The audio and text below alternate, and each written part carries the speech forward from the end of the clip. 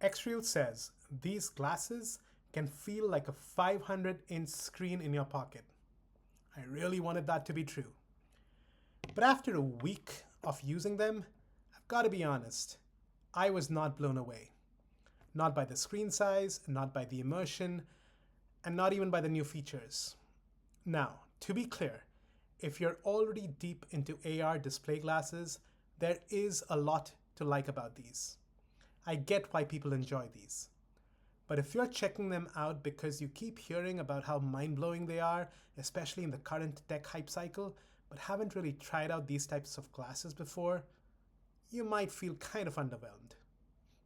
Today I will look past all the marketing hype and the paid and sponsored reviews to tell you about my lived experience. XREAL loves to describe this as a massive floating display.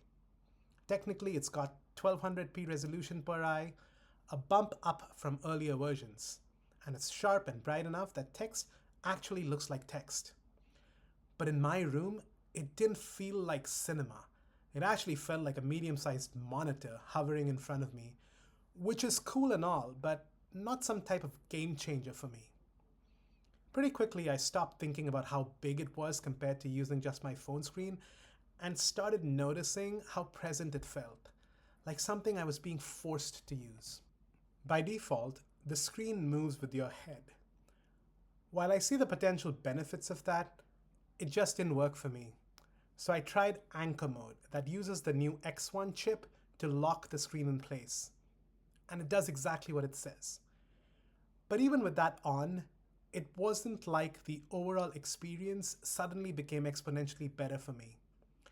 It was more like it solved a technical problem without changing how much I actually enjoyed using the glasses. One of the headline features is real-time 2D to 3D conversion. You press a button and suddenly your movie gets depth. The first time I tried it, I had that quick, okay, this is cool moment. I get why people talk about this. But the trade-offs show up fast. The frame rate drops to around 30 FPS, motion gets jittery, and the glasses start to feel noticeably warm around your temples. After 10 minutes or so, my eyes just wanted to go back to normal 2D.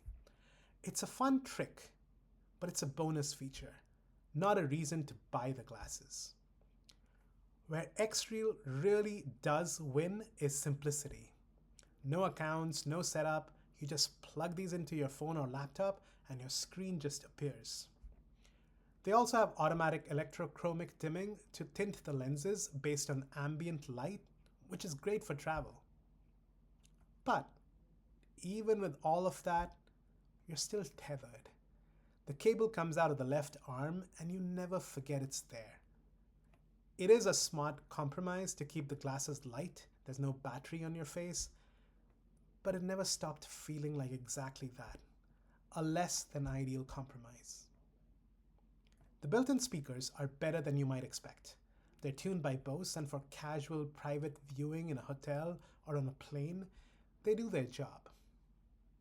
This is also where the $99 XREAL Neo comes in.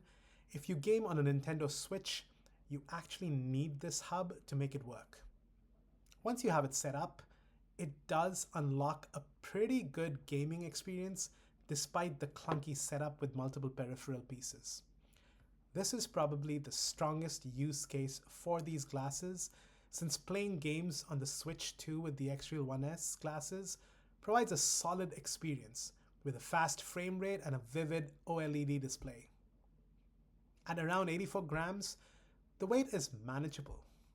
The air-cushioned nose pads help, but what didn't inspire confidence for me was the build feel.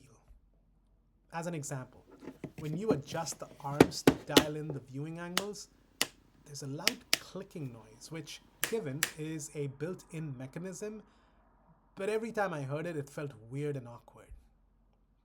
At $449, the XREAL One S is technically better than the models before it, but specs aren't what make me reach for a device. What matters is whether I want to use it again and again. And for me, unfortunately, the answer was still no. If you travel pretty frequently and like the idea of having a large screen with you at a hotel, or you're deep into handheld gaming, I understand the appeal.